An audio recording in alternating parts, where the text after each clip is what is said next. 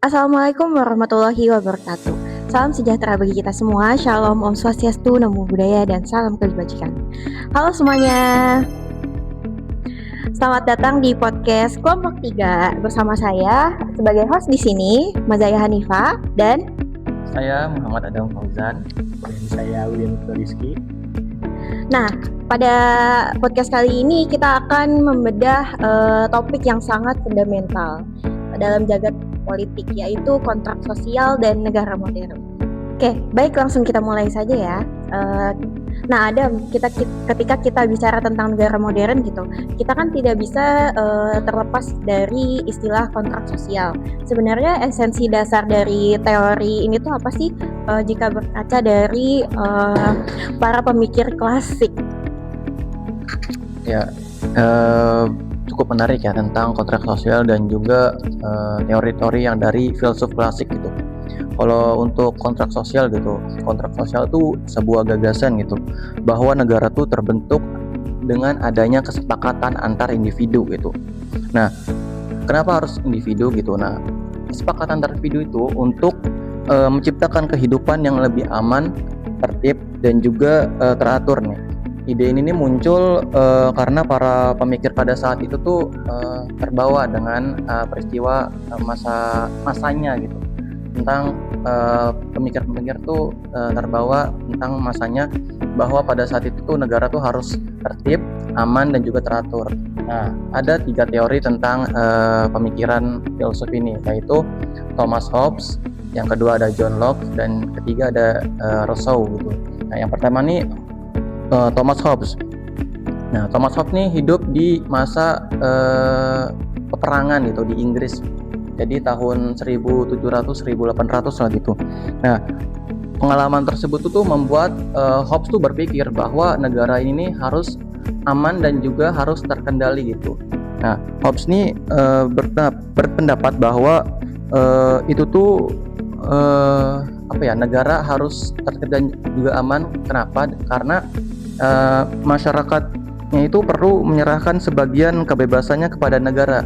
Kenapa? Karena agar keamanan dan juga ketertiban tuh dapat terjalin di bawah negara. Jadi kalau sekarang tuh mungkin ya seperti Orde Baru gitu yang menerapkan militeristik gitu. Jadi begitulah. Pokoknya negara tuh harus aman dan juga tertib. Nggak boleh ada yang ada keributan ataupun peperangan lah gitu. Yang kedua tuh ada John Locke. John Locke nih berbalik dengan Thomas Hobbes. John Locke tuh memiliki pandangan yang lebih optimis terhadap manusia gitu. John Locke nih berpendapat bahwa setiap individu tuh memiliki hak-hak yang alamiah seperti hak hidup, hak kebebasan, dan juga hak kepemilikan. Nah, negara menurut John Locke tuh negara tuh dibentuk untuk melindungi hak-hak tersebut. Jadi jika negara tidak melindungi hak-hak tersebut, negara tuh bisa bisa diubah ataupun bisa kudeta lah gitu. Jadi negara tuh harus melindungi hak-hak tersebut. Yang ketiga tuh ada Jean Rousseau lah gitu loh. Jadi Rousseau ini memiliki teori yang berlandaskan negara demokrasi. Jadi demokrasi. Nah, sejatinya itu Rousseau tuh memiliki memperkenalkan konsep bahwa keputusan yang diambil oleh negara tuh ada di tangan rakyat. Jadi bukan ada di tangan negara saja. Jadi memiliki kedaulatan yang ada di tangan rakyat. Jadi sama saja seperti demokrasi lah gitu. Nah, dari ketiga tokoh ini nih kan memiliki pandangan yang beda-beda gitu kan. Nah, jadi tiga teori ini memiliki pandangan berbeda-beda, tetapi semuanya itu sepakat gitu bahwa negara tidak bisa berdiri begitu saja, melainkan harus memiliki hak dasar legitimasi yang berasal dari masyarakatnya. Begitu. Oke, menarik sekali ya.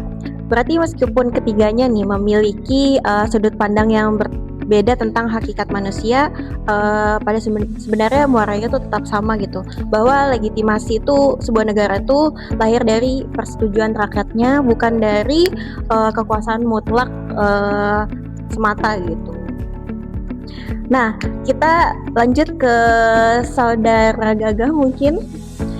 Jadi nih, kan teori pada abad 17 dan 18 tuh terdengar klasik nih. Bagaimana kita mengaitkan kontrak sosial ini sendiri gitu dengan fenomena negara modern pada saat ini, khususnya di Indonesia itu sendiri.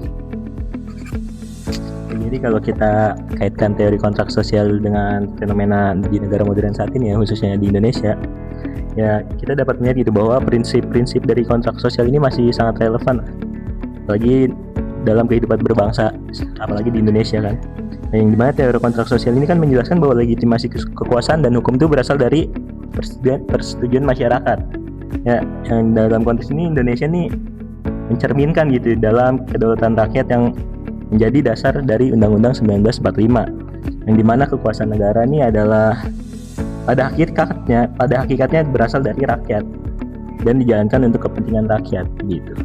Dan juga penerapan kontrak sosial ini dapat dilihat nih melalui mekanisme demokrasi yang dijalankan gitu di sini. Ya seperti pemilihan umum, terus juga ada juga partisipasi dari masyarakat dalam penyusunan kebijakan. Terus juga ada sistem checks and balance itu antar lembaga hukum di Indonesia.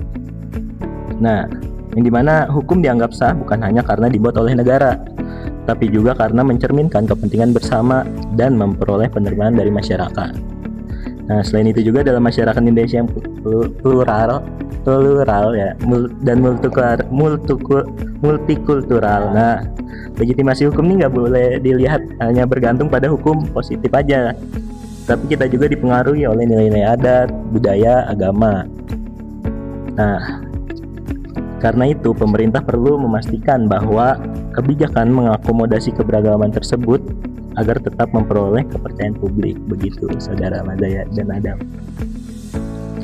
Ya, setuju ya tentang pendapat yang tadi Gagah yang sebutkan gitu. Tetapi ya dengan relevannya pada saat ini juga masih, menurut saya masih ada tantangan gitu tentang tadi. Misalkan ada penyebaran hoaks, terus rendahnya kepercayaan publik gitu, dan juga tentunya penyalahgunaan kekuasaan gitu yang dapat mengganggu hubungan timbal balik gitu antara negara dan juga warga negaranya itu sendiri gitu. Udah, mungkin itu dari kita. Wah, luar biasa sekali penjelasan dari rekan-rekan kita ini ya. Jadi dapat kita simpulkan gitu bahwa kontrak sosial itu bukan hanya kesepakatan statis masa lalu, melainkan sebuah komitmen dinamis yang harus terus dirawat oleh negara dan warga negara demi mewujudkan keadilan sosial itu sendiri. Ya, memang ya, hukum harus dijaga dan juga harus diatur gitu agar warga negara dan juga masyarakat tuh dapat keadilan yang adil dan juga merata gitu ya. Oke, kita bisa kasih tepuk tangannya buat narasumber kita hari ini. Baik, terima kasih atas perhatiannya Bapak dosen Tubagus Umar Syarif Hadiwibowo dan rekan-rekan sekalian. Mohon maaf apabila ada kekurangan dalam penyampaian kami. Saya Mazaya bersama rekan saya Adam dan Aulia Miftahul Rizky. Sampai jumpa di podcast selanjutnya. Bye-bye.